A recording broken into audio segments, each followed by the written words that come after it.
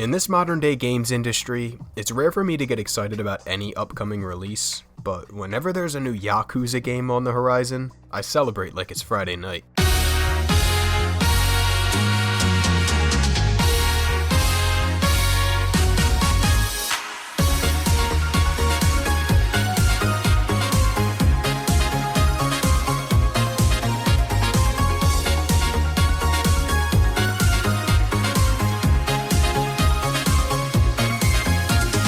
The Yakuza games, aka the Like a Dragon franchise, has been going strong for many years now, despite being very niche.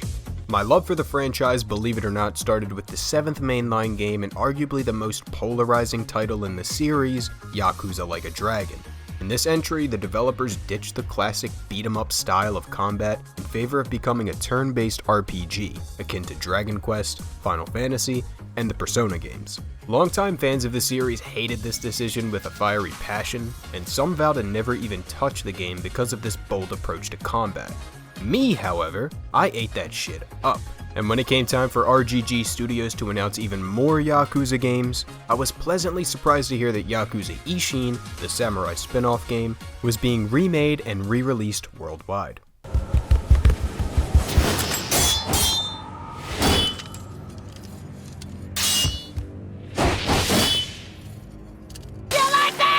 It's what we wanted all along! Like a Dragon Ishin is everything you'd expect coming from a Yakuza game, but instead of roaming the bustling streets of Japan's underworld, we're transported back into the sword-wielding times of 1860s Japan. The game's opening cutscene instantly draws you in with a first-person perspective, as we're tasked with raiding a building with a bunch of familiar faces from prior Yakuza entries. Ishin brilliantly remixes these characters as archetypes for this story, maintaining who they are as characters in essence, but still differing from their mainline counterparts by name. I don't remember his name off the top of my head, but if I look at this dude in samurai garbs, I already know that's my dude Kuze!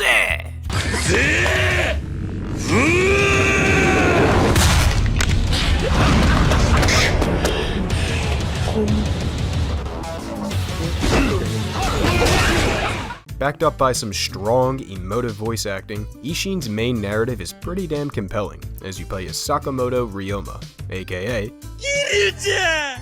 As you unravel a mystery of lies and deceit, Ishin's narrative introduces new twists and turns that make for an overall intriguing story that'll keep you guessing after each chapter.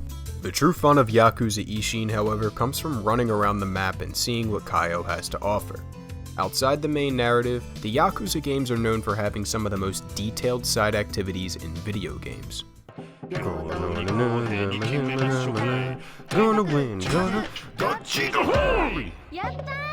Shit.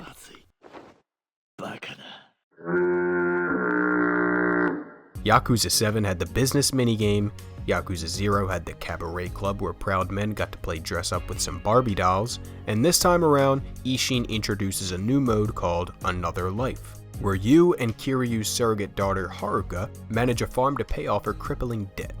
In this mode, you can upgrade your homestead, plant crops, cook food that restores a substantial amount of health, and even rescue dogs that can do backflips.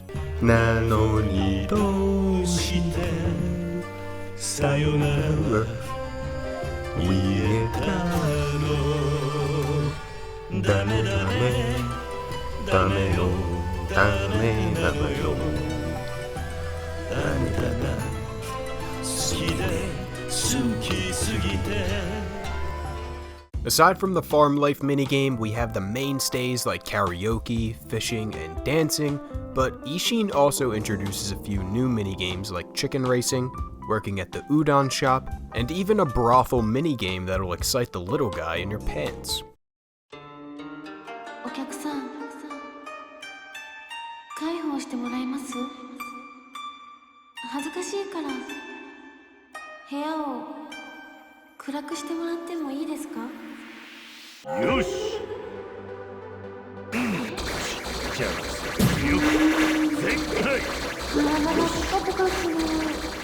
In addition to the minigames, the Yakuza franchise is also known for their memorable sub-stories. You got one where you finally get your hands on some elusive sushi, only to have it stolen by a loving father. Then we get the typical sad sub-story music as the father justifies himself, and then I realize, you know what? I never thought about it that way. Then there's also a handful of people to bond with around the map, like the veggie-loving kid, or the sexy madam who likes Pen 15 shaped food.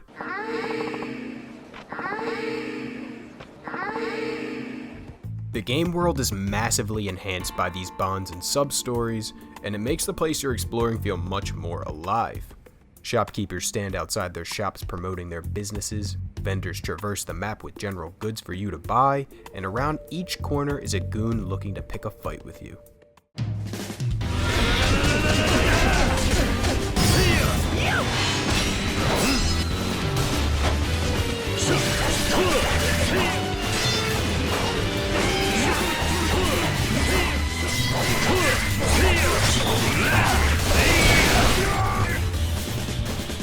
Ishin's combat is very fluid and fun as you mindlessly slice through enemies to level up your 4 distinct combat styles. But this section of the game is also where some of my issues arise. First off, the game has a blacksmith mechanic where you can upgrade and dismantle a wide variety of gear, but actually acquiring all the materials felt like a tedious slog, and after you finally collect all the crafting components, the cost to upgrade or make a new sword costs more than Haruka's crippling debt. Not to mention you need to get your smithing level up at the blacksmith just to craft stronger swords, which is easier said than done. You could always go the gambling degenerate route like my brother did and exploit the chicken racing minigame for quick and easy cash, but that's not something I'd recommend. Tony, I'm sorry. I'm just having some bad luck. Just got worse. I'm gonna come back. My luck's gonna change.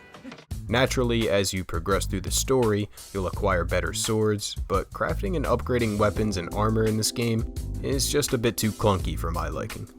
One more thing I didn't even touch until recently was the newly added Trooper cards. These cards implement special abilities for you to use during combat, and out of all the new additions to the game, this is in fact the worst one by far. The one thing that absolutely pisses me off about this remake is the fact that bosses now utilize these Trooper cards too, so the game almost forces you to do the same.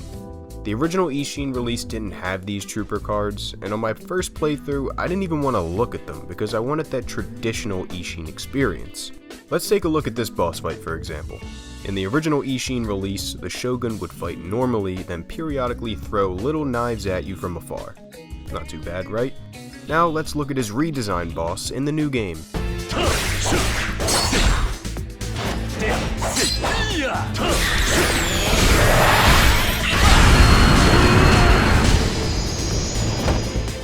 You see what I mean?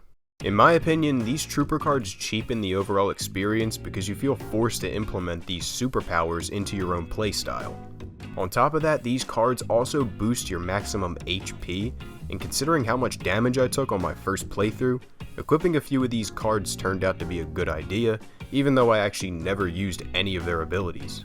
However, despite the tedium of the upgrading system and the absurdity of these Trooper cards, Ishin's core combat is still a really good time overall.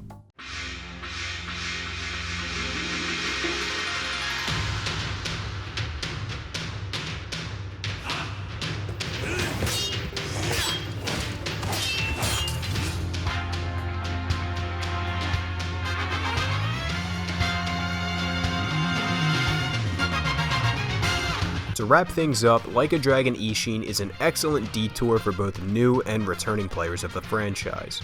Complemented with a riveting main narrative, engaging combat, and amusing side activities, Like a Dragon Ishin is exactly what I expected, plus a little more.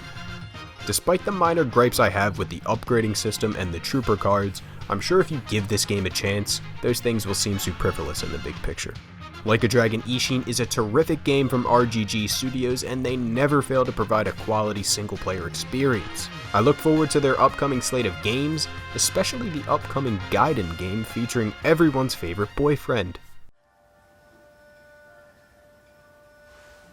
お客様